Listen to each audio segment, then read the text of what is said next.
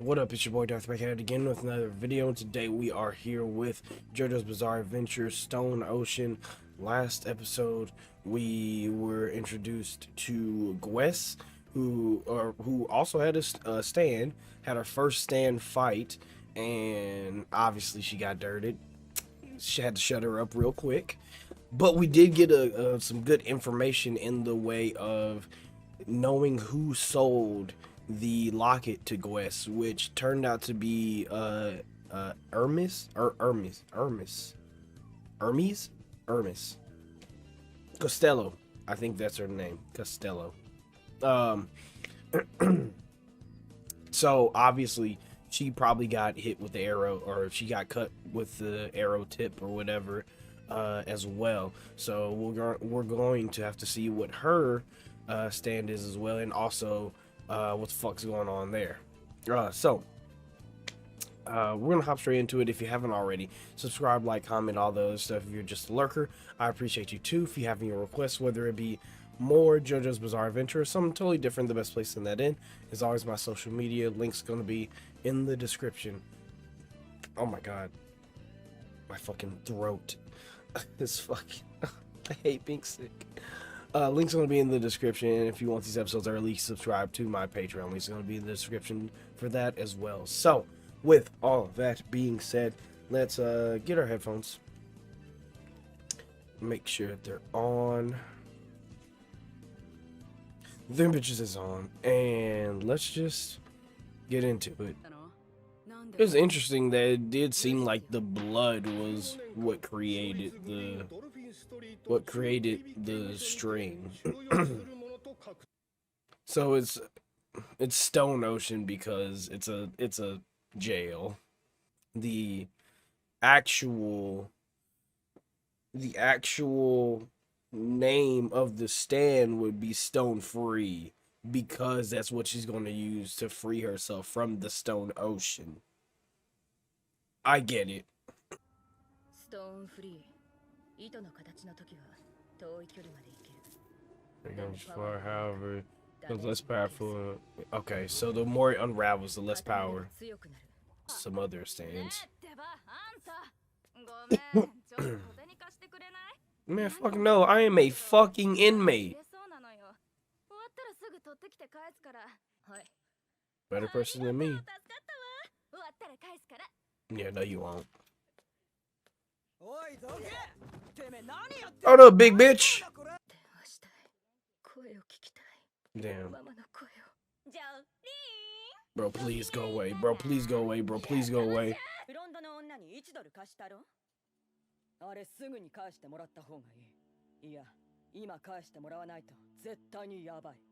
Well, why?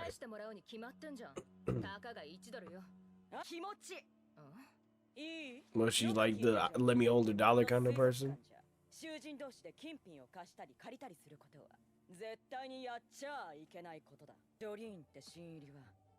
Right. She is the let me hold $1 kind of. Everybody is a let me hold $1 kind of person. And if you continue to let others hold $1, hey, this person will let you hold $1, you know? Yeah, yeah. This is prison politics, though. This is prison politics. So I'm glad we got into it. Bitch, stop reading Black Swan. My fucking $1. Yo, so where my money at?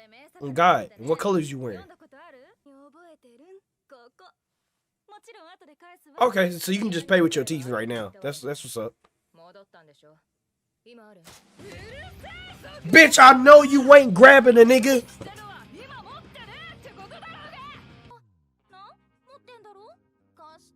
Bitch, you know you about to get dirted, right? I'm about to do you. You don't even know that. What the oh, yeah. You gone. Oh, you're dead. Oh my God. Holy fuck. What a smart idea. What a smart idea.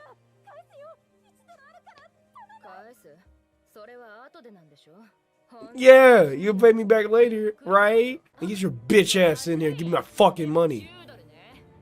Yeah, yeah. Man, fuck, let's go. Prince in politics. Yeah. Yeah. Prince in politics. Oh, God. Jesus fucking Christ, man. Who the fuck? Handsome ass nigga, who is this? Who the fuck? Oh no, the money. Nigga, what you doing out here with all this ass? Oh wow. Double cheeked up on a Thursday afternoon, hella ass.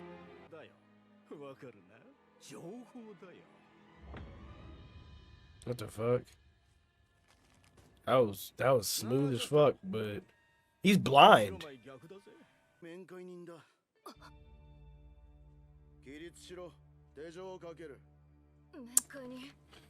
Okay.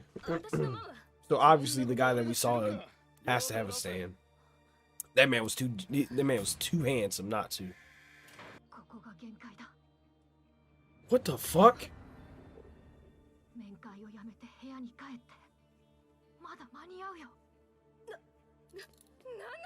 What the fuck?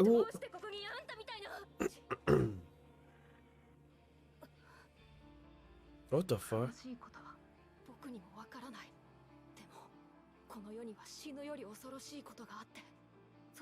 Okay.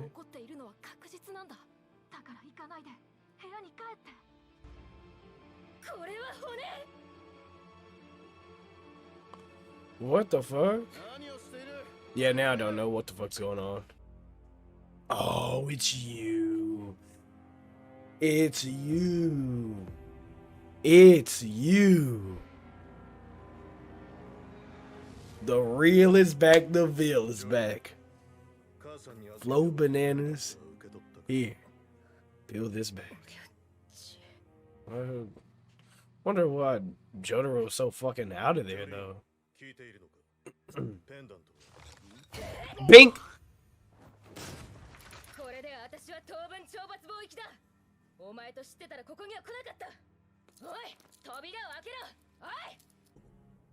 It was... Oh. Wow.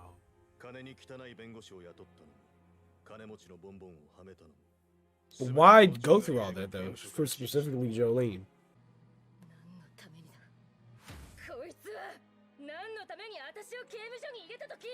Right, why would you do that?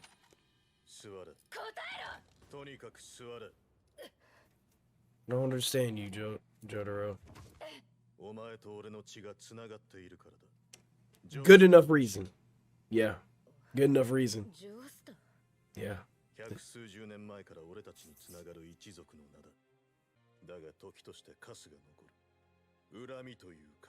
Yeah, he would know better than anybody.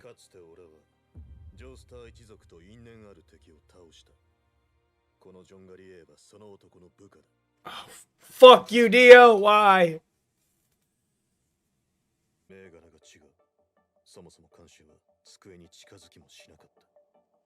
Wait, what? What the fuck? Oh! Zafardo! What the fuck? Oh, nice. That's speed, bro. Holy fuck. Holy fuck. Nice. Yeah. But how would he... There are obstructions. So... What the fuck? What the fuck? What the fuck? What the fuck is that? What do we do? This is not the time for that issues, Jolene.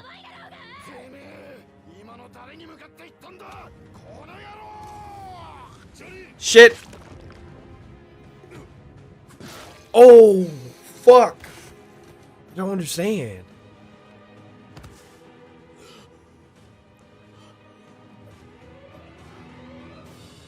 Oh my... No! Shit was getting good! Shit, was getting so good! Shit was getting so good! No! Oh.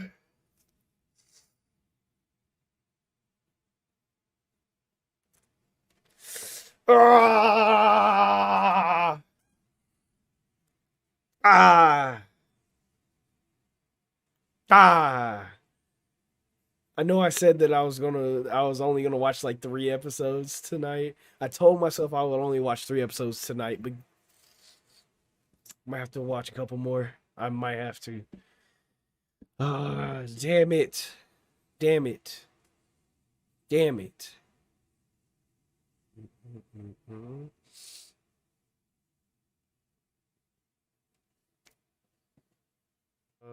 Okay, that's it. That is it. Okay. Great.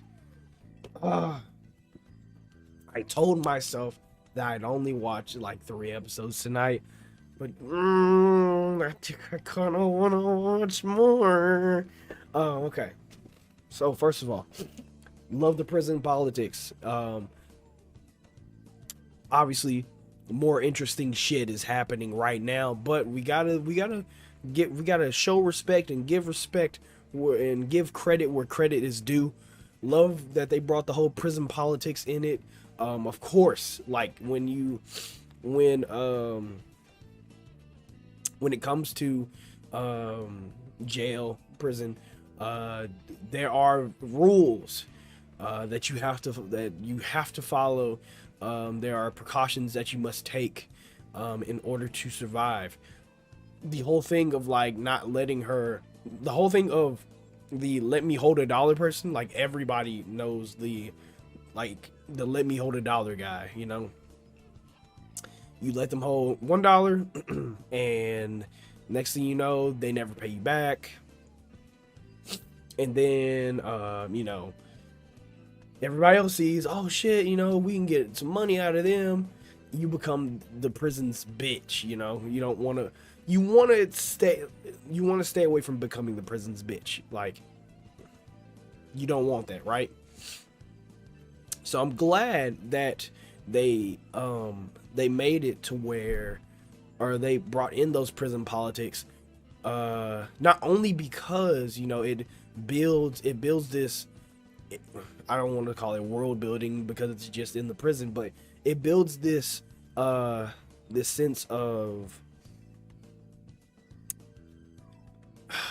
it builds a sense of realism within the prison, right? But not only because of that, but it's because of the lesson of it, and towards the end, right, where it was like you had to, like, she had to stand up for herself. That was the whole lesson of her, of Gwes, forgot her name already. Gwes being like, hey, you gotta go in there, you gotta show them like what's what. And you know, she goes up there, she very cleverly got her way, showed everybody I ain't one to fuck with. What's good with y'all? If y'all really want to, you know, if y'all really want it, we can do it. And thusly digging herself out of that hole. Now, it's what she says afterwards, where she's talking to the girl who was also becoming the prison's bitch, where she was like, listen, the only person that's going to get you out of this is you. So you got it, you know what I'm saying? Listen, I threw you the alley-oop, you know, that's the alley-oop. I need you to come in strong with the slam. Go in the bathroom, don't leave, get your money, you know what I'm saying? So with her saying, you know, it's not like it's up to her to get herself out of this, get herself out of her situation. So it's kind of almost like her, or Jolene, telling herself like almost telling herself like, yo, you're in a situation right now, the only person that's going to get you out of that is you. You know, you're in this hole, dig yourself out. And I kind of want to go back, as much as, you know, how I always say I don't like going back, but I kind of want to go back and see what exactly she said. Let me see. Ah, shit. I'm a fucking idiot. I was there and Where's that? There it is. Okay. She says, it's up to you whether you can get your money back though. Hang on. You're the only one who can save. There it is. Okay. You're the only one that can save yourself. All right. So in context of where we're at right now, we're in the jail. We're stuck in here, and pretty much everybody around us is damn near, it seems like to Jolene at least, everybody around us is the reason why we're in jail in the first place. So for Jolene, it's like, yo, in this situation, yeah, you are the only one that can save yourself. In telling this little girl that, it's kind of like Jolene telling herself that, like, listen, it's a fuck situation right now, but you are strong enough to get yourself out of it. Now, with all that being said, we can kind of mirror that in a more grand scheme of what JoJo has been about for damn near as long as we've watched JoJo.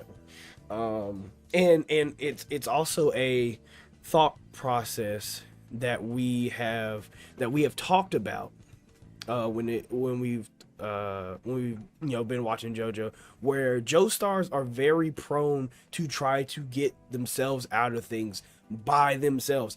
Hell, it was Jotaro's story where we finally tried to break that mold and be like, hey, you don't need to do it alone.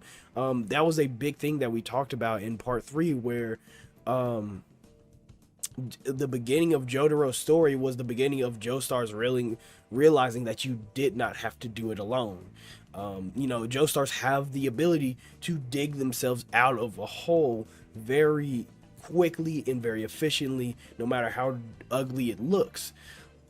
But with the start of Joseph's story, we started to see Joestars finally be like, the start of Jotaro's story, we finally start to see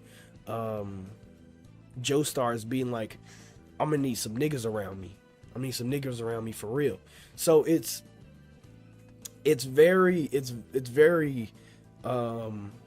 in a way, for me at least, it's poetic to see Jotaro's daughter have that same mindset of like, no, I'll just do it by myself. I can dig myself out of this hole. You're the only one that can save yourself, And I would assume that along the way of this story, we're going to have kind of the same idea as when we were following Jotaro's story, where you have somebody who is very headstrong, very, very strong as a person, who can very well get themselves out of a situation, but we are probably going to slowly realize that you can get some help every now and then. And Jolene herself even showed the girl that, and showed herself that by throwing the girl the alley-oop, that girl would not have gotten out of there without that assist. Now, so even though Jolene herself is saying, hey man, you gotta save yourself, she is very much in the same vein contradicting herself by saying, or by helping her out in the first place, by throwing her that assist. So somewhere, she does understand that you do have to kind of have help as well. It's not a huge story beat that we have in this show, but it is still something that I like to talk about when it comes to the Joestars, because it's really interesting that we have the first two Joestars that would always constantly do it themselves. No, I'm going on this mission alone, blah, blah, blah. Doing it myself. And once we get to Jotaro, who tries to do the same thing, he's like, no, I'm going to do it myself. And he learns along the way, like, no, you can have help. Joestars don't have to do it themselves all the time. So I'm glad that it seems like in episode 3 we're kind of diving a little bit more into that thought process again, where it's like a Joestar that's like, no, I'm going to do it myself, but in some way, shape, or form, slowly realizing that you can also have help doing it, even if it is her that is the one that teaches herself that lesson. I'm glad that we're kind of getting back into it. Now, on to this guy who, I don't know his name. Oh, fuck. We do know his name. I just don't know how to say his name. It was like Gelato. Something like that. I don't know what his name was. Just Justin Timberlake. I don't know, the pretty man. He seems blind. I may be wrong about this, but he seems blind. And we could talk about the kid with the baseball, but nigga, that man's an enigma right now. He is an enigma right now. I'm not about to even try. Not even about to try to understand that man right now. He is a wild card right now. So we're going to skip over him for a little bit. However, we will talk about the guy who we do have a little bit of information on. Ex-military, huge fanatic of DL. Obviously, we still in some way, shape, or form always have to deal with DL. DL is always going to be in some way in the story. And this is no different. So this guy, ex-military, fanatic of DL, we still don't know his stand power.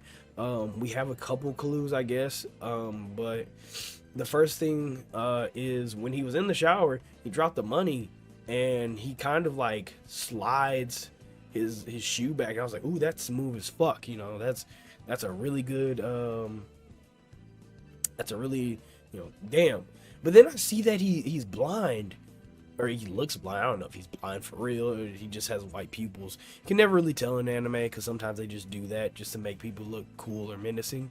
But I'm going to go under the assumption, I'm going to go with the assumption that he's blind for now until the show proves me wrong in like the next episode.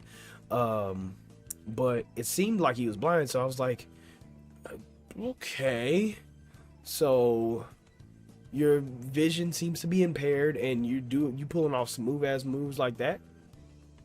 Granted, he could just be seeing through his stand. I don't put it past the show to do something like that, because I'm pretty sure it's done something like that before. They've talked through their stands and stuff like that. They've you know, they can see through their stands as well. So he could be doing that as well, but it does seem like that smoothness is at first I was like, oh, it's very daredevilish, right? But what it reminded me of, especially once he started shooting people through obstructions, or what it seems like it's through obstructions, but what it really seems like is that he's ricocheting that shot. Now, I'm not 100% on that if he is ricocheting the shot or not. But if he is ricocheting the shot, you have to be extremely lucky to do some shit like that, or extremely skilled in your gun, in like your marksmanship to do that. And granted, he might be extremely good marksman, but the fact that he is blind, or at least if we're going under the assumption that he is blind, it doesn't matter how good of a marksman you are. Ricocheting a bullet in a fucking prison from however long or from however far away you are is damn near impossible. Damn near impossible. So it brings me to the next thing that we have to talk about, which is his stand. See, like we also said that, you know, he could be seeing through his stand. His stand doesn't seem like it has eyes though, or like any way exactly to see. The stand doesn't even look like it's searching to it's searching for anybody particular. However, something that gives away the stand is that the stand has like keys on top, or like on the bottom of it. I'm not sure if that's exactly what I was seeing, but it has something on the bottom of it, and then it will hit like a certain spot, or, you know, something like that, and it seems like it's searching for something. Here, I'll go back real quick just to look at it, just so I can see the stand again. real quick. Okay, there it is. Yeah, let me see. Yeah, it has keys on the bottom of it. I'm not sure what the hell the stand is all about, or like, whatever. But it seems like the stand is searching for something, and it's using audio cues, auditory cues in order to say like right here, right here. And that's, okay, that's a way that you could use auditory clues to be like, okay, well, I'll just shoot here. He's blind. You can make the assumption that he has like super hearing, and all his other senses are just stupid good. We've seen it before in JoJo with the one of the Egyptian people, Egyptian god card people, where the first guy, where his senses were just heightened because he was blind. However, the fact that this stand is looking for a place, it's searching. It stopped being more like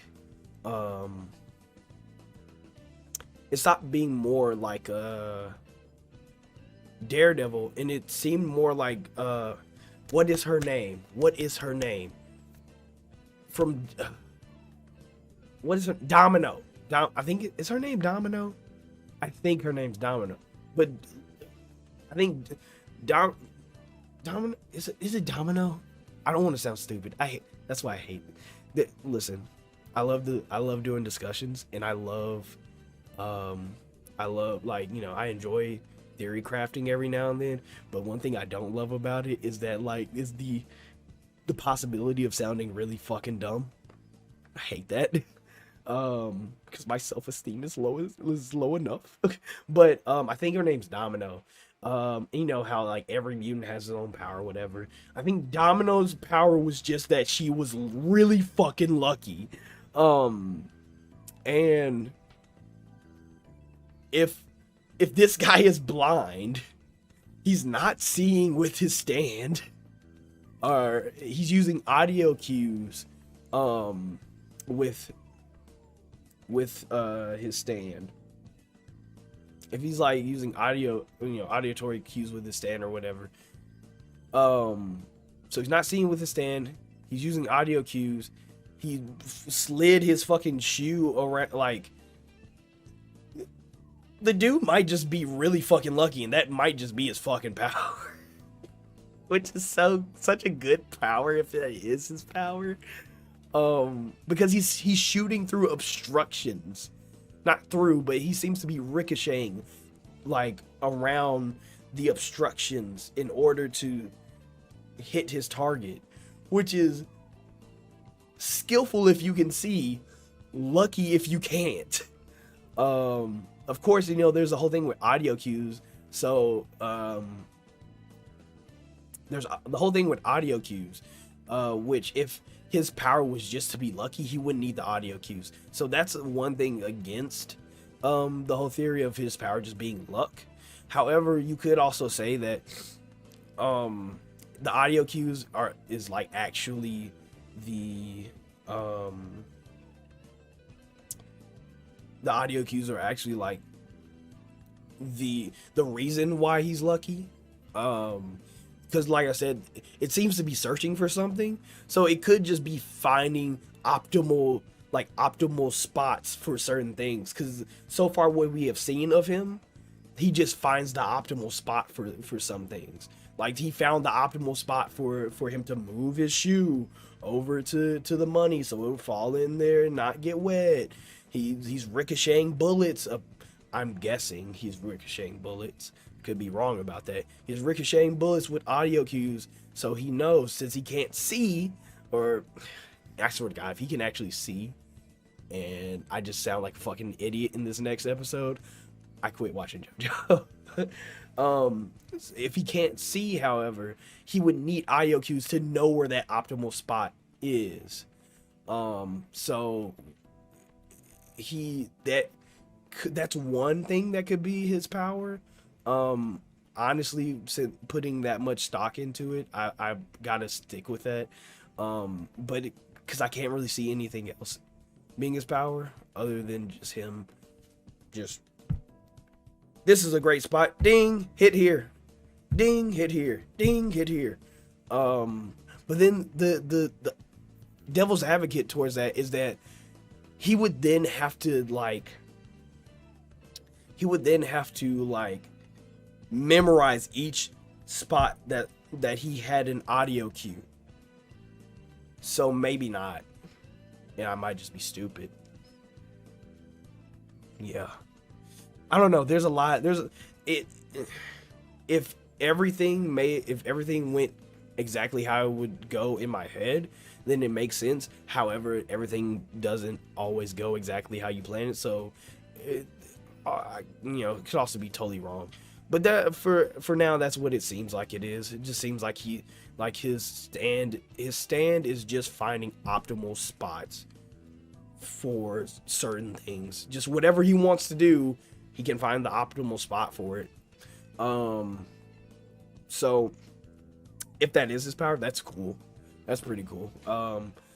It's useful as fuck, especially if he's blind. Still don't know if he's blind or not, but if he's not blind, that's cool. That's even worse if his stand does that. That's crazy. But it's cool. It's cool. Glad that we finally got Jotaro. I had to quickly segue out of theory. I don't like being in theory territory. I like being in theory territory, but I feel uncomfortable every time I'm in theory territory. I'm like, I just, because I hate spending like 10 minutes of a video talking about dumb shit, even though that's pretty much what my videos are. It's like 30 minutes of me just talking about dumb shit. But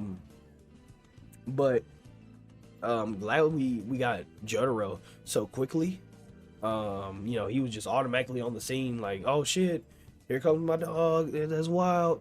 I do want to know a little bit more about why Jotaro is so standoffish with his daughter.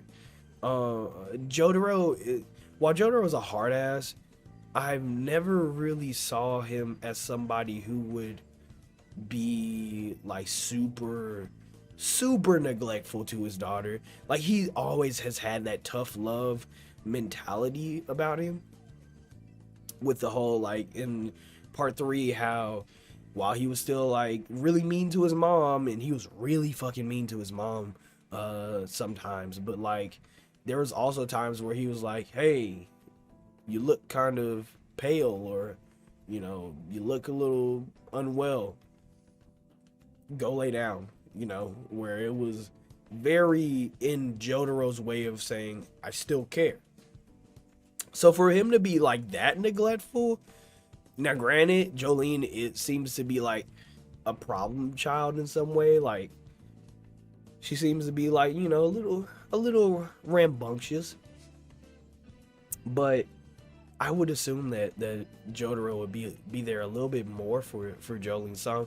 I'm interested to hear Jotaro's side on like what's going through his mind, or what was going through his mind, stuff like that.